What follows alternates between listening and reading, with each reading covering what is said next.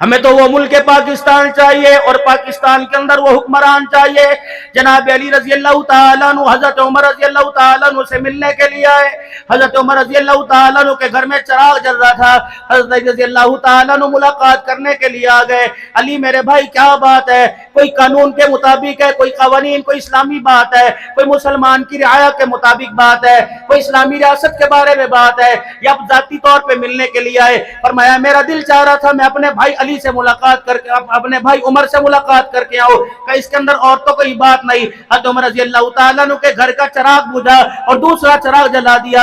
علی رضی اللہ تعالیٰ عنہ کہنے لگے تو نے کیا کیا؟ کہا بھائی اس چراغ کے اندر جو تیل ہے وہ حکومت کے پیسوں کا، اگر حکومت کا کوئی کام ہوتا چراغ یہ جلتا رہتا، اس چراغ کے اندر تیل میرے ذاتی تنخواہ کے پیسوں کا ہے۔ علی تو حکومت کے کام کے لیے نہیں آیا بلکہ ذاتی یاری کے لیے آیا۔ میں اس دوران یہ چراغ نہیں جلانا چاہتا جس کے اندر مسلمانوں کے پیسے کا تیل جلاؤ۔ اگر یہ چراغ 2 منٹ کے لیے جل گیا قیامت کے دن عمر کو اللہ کے دربار میں جواب دینا پڑے گا۔ یا تو ناشتے تمہارے ہوائی جہازوں میں آئے، پھر کہتے ہو ملک ہزارے میں، تمہارے پروٹوکول کے لیے 100 گاڑیاں۔ میں گیلا تو نہیں کر کے جاؤں گا ارشد ندیم بھی ہمارا اپنا، میں گیلا تو نہیں کر کے جاؤں گا حافظ ابو بکر جس نے 52 ملکوں کے اندر پاکستان کی میرے عزیزوں قیادت کرتے ہوئے پوری پاکستان پورے 52 ملکوں کے اندر قرآن کی تلاوت کا جھنڈا لہرا دیا۔ میرے عزیزوں ایک ڈنڈے، یہ ملک تو اس لیے نہیں بنا تھا ایک ڈنڈا مارنے والے کے لیے 1 ارب روپیہ اکٹھا ہو جائے، اور 52 ملکوں کے اندر جا کر نمائندگی کر کے قرآن سنانے والوں کے لیے کوئی 10 روپیہ دینے کے لیے تیار نہیں۔ تیرے باپ کا پیسہ یہ؟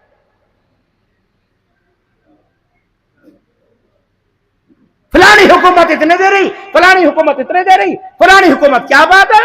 امینوں کہ ظالموں کہ خائنوں؟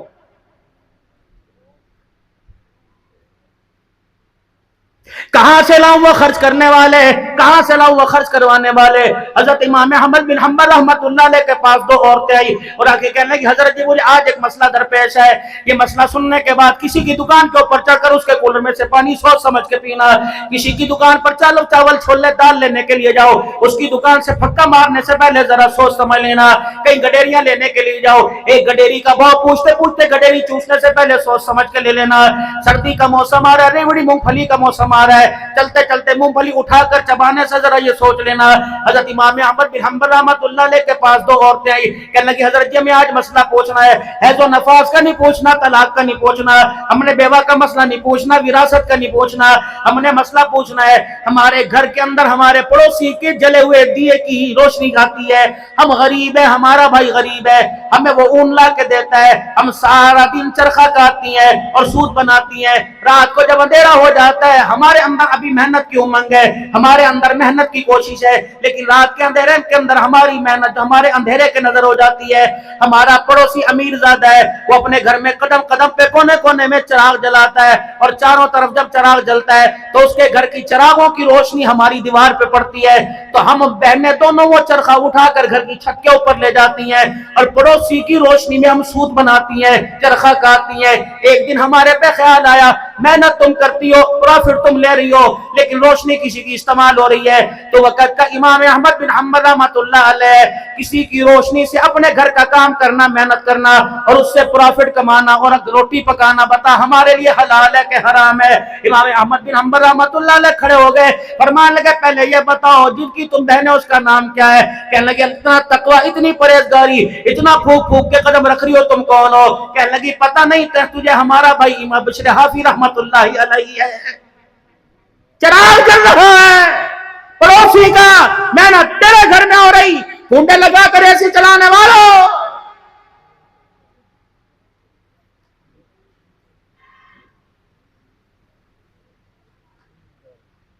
اگر کسی ملک کے اندر وفد لے کے جانا ہو، اکیلا وزیر اعظم نہیں جاتا، وزیر اعلیٰ نہیں جاتا، میرے عزیزو اللہ اکبر پروٹوکول ہوتا ہے۔ جنہوں نے کبھی اللہ اکبر میرے عزیزو کرائے کے ساتھ بہن کا سسرال کا دروازہ نہ دکھا، وہ بھی میرے عزیزو 15 گھنٹے کا سفر کر کے سوئٹزرلینڈ جا رہے ہیں، حکومتی وفد جا رہے ہیں۔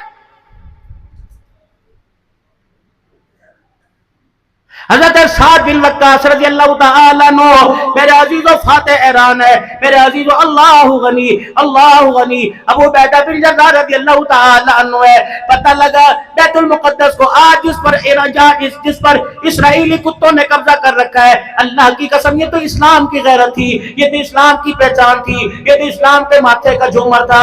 22 لاکھ مربع میل کا حکمران اللہ کی قسم اپنے اللہ کی مدد اور اپنے روب کے دبدبے پر تلوار تیر کے ساتھ نہیں اپنی للکار کے ساتھ فتح کر کے گیا تھا۔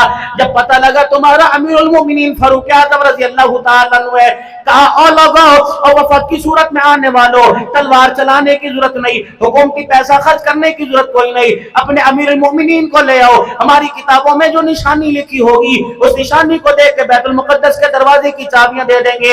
حضرت عمر رضی اللہ تعالیٰ عنہ کو پیغام پہنچا، آپ کو پیغام پہنچانے کے لیے میرے عزیزوں مہینوں انتظار کرنا نہیں پڑا تھا، درخواست دے دی، کل نو آویں پرسوں نو آویں ترسوں آویں، درخواست میرے عزیزوں ٹیبل کے اوپر نہیں آتی، درخواست دینے والا قبروں میں چلا جاتا ہے۔ یہ پاکستان ہے۔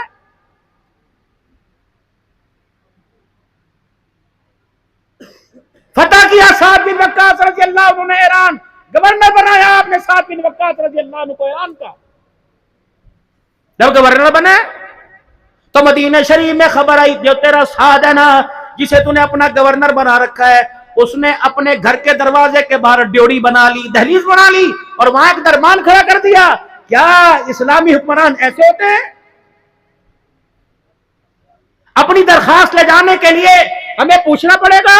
جناب عمر رضی اللہ تعالیٰ عنہ نے حضرت بلال حبشی رضی اللہ تعالیٰ عنہ کو بھیجا، آپ نے فرمایا بلال ساتھ سے جا کے ملنا کوئی نہیں، ساتھ سے جا کے احوال معلوم نہیں کرنا، آپ نے ساتھ سے جا کے یہ نہیں پوچھنا تو نے ڈوری کیوں بنا لی، دربار کھڑے کیوں کر دیے، کیا تیری جان کو خطرہ ہے؟ جناب عمر رضی اللہ تعالیٰ عنہ نے بلال سے فرمایا سب سے پہلے جا کے اس ڈوری کو جا کر آگ لگا دے اور جا کر دربان کو بگا دے۔ پھر عمر رضی اللہ تعالیٰ عنہ کا پیغام سعد بن وقاص رضی اللہ تعالیٰ عنہ کو دے دے، اے سعد بڑا تو بتا، اللہ نے انسان کو تو آزاد پیدا کیا تھا، تو نے اپنا غلام کب سے بنا لیا ہے؟ اپنے علاقے کے بڑے تک تمہاری رسائی ہے؟ کون سا پاکستان؟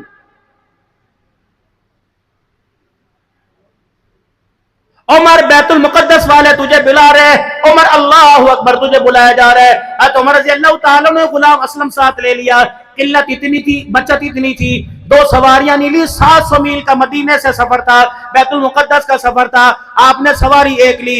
دنیا کہہ رہی تھی 700 کلومیٹر کا سفر کیسے کرے گا، 700 میل کا سفر کیسے کرے گا؟ فرمایا صرف سواری نہیں، عمر کے پاس اس کی ٹانگیں موجود ہے، آدھے رستے سوار بیٹھے گا، آدھے رستے غلام بیٹھے گا، آدھے رستے حاکم بیٹھے گا، غلام بیٹھے گا۔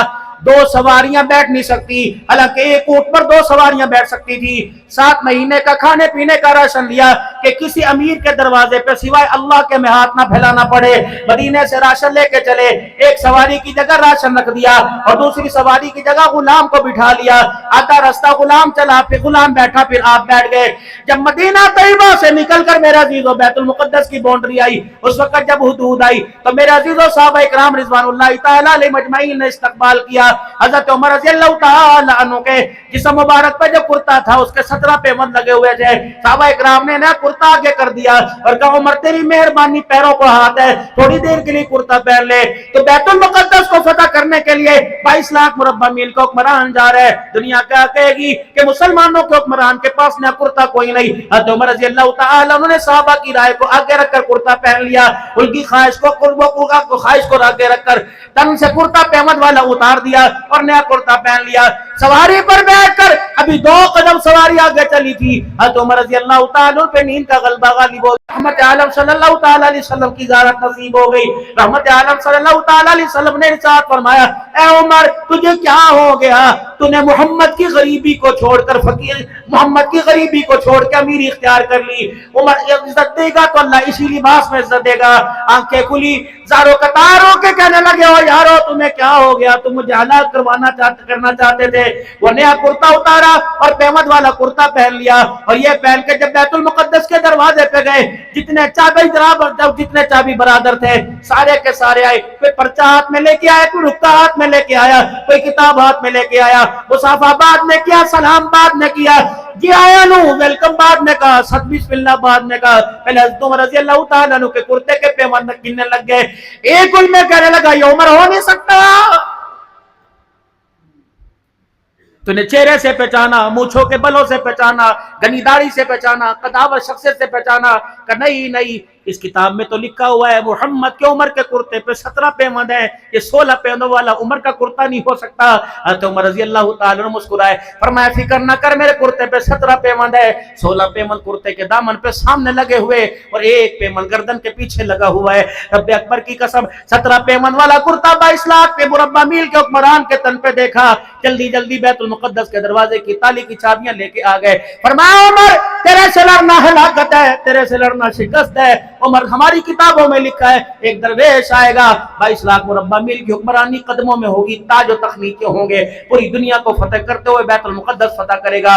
عمر تیرے ساتھ ہم کسی قسم کی زوراوری نہیں کر سکتے، اذانیں دینا تیرا کام ہے، خدا کی مخلوق کو اللہ کے جو آگے جھکانا تیرا کام ہے۔ خدا پاک کی قسم آج اس پاکستان کے بننے کا مقصد یہ تھا، اللہ اکبر، کہ چٹائی پر بیٹھ کر میرے عزیزوں حکومتوں کے فیصلے ہوتے، لیکن میرے عزیزوں میں کیا کروں، اللہ اکبر، میں کس کے ہاتھ کے اوپر اپنا خون تلاش کرو۔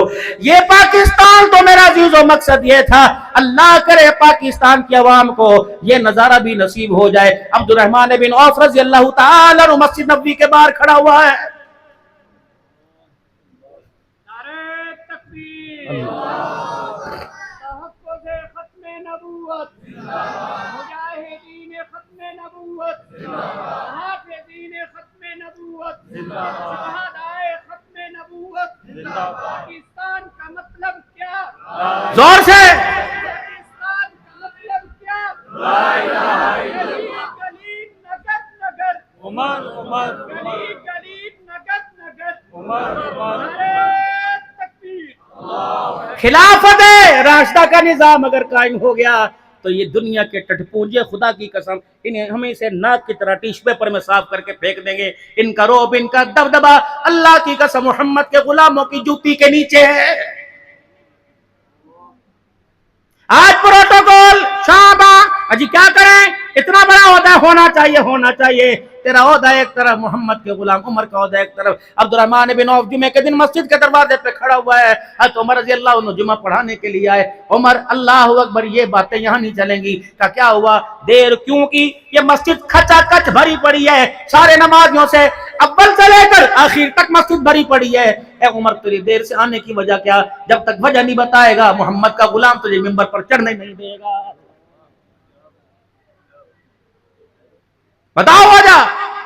حضرت عمر رضی اللہ عنہ ٹھنڈا سانس بھرا، آنکھوں سے آنسو نکلنے لگ گئے، اور میں اللہ بھلا کرے عبداللہ کی اماں کا۔ عبد الرحمن بن عوف کہنے لگے بات تیری ہو رہی ہے، تیری بیوی کا ذکر کہاں سے آ گیا؟ کہ یہی تو، سن تو صحیح، اللہ بھلا کرے عبداللہ کی اماں کا، او میرے بھائی میری بات سن تو لے، یہ میرے تن کے اوپر کپڑا ہے، اس کے علاوہ میرے پاس دوسرا کرتا کوئی نہیں، 7 دن یہی بے پہنا کر پہنتے فیصلے کرتا ہوں، 8ویں دن صبح فجر کی نماز پڑھا کر جمعے کے دن یہ کرتا اتار کر اپنی بیوی کو دے دیتا ہوں، وہ کرتا دھوتی ہے، سکھاتی ہے، جمعے کی نماز تک کرتا سو جاتا ہے۔ آج اللہ بھلا کرے عبداللہ کی اماں کا، وہ کرتا دھونا بھول گئی، جب میں نے دیکھا کرتا گندا ہے تو خود اپنے ہاتھوں سے کرتا دھو دیا اور اس کو نچوڑ دیا، چٹک کر اس میں سے پانی نکال کر اس کرتے کو خشک کرتے کرتے میری کندھوں میں درد ہو گیا۔ میرے بھائی یقین نہیں آتا، کرتا پکڑ کے دیکھ لے، گیلا کرتا پہن کے آ گیا۔ دیر آنے کی وجہ یہ تھی، عبد الرحمن بن عوف رضی اللہ تعالیٰ عنہ قدموں میں بیٹھ کے رونے لگ گئے، صحابہ کرام عبد الرحمن بن عوف کو دیکھ کر رونے لگ گئے کہ عمر اللہ کی قسم تیرے کردار پر، تیری حکومت پر حرف اٹھانا مقصد نہیں تھا، بلکہ چھلا والی کو بتانے کا مقصد یہ تھا حکمران ایسا ہوتا ہے۔ عمر زندگی نہیں، آج نہیں تو کل، کل نہیں تو پرسوں، کیا پتا تیرا بلاوا پہلے آ جائے، کیا پتا ہمارا بلاوا پہلے آ جائے۔ اگر میرا بلاوا آ گیا عمر، وہاں جا کر تیری وکالت کروں گا اور آمنہ کے لال سے کہوں گا جس عمر کو مانگ کر دھرتی پر چھوڑ کے آیا ہے، جب وہ انصاف کرتا ہے اور کردار دکھاتا ہے، وہی کردار ہمیں قرآن کے ورقوں کے اندر نظر آ جاتا۔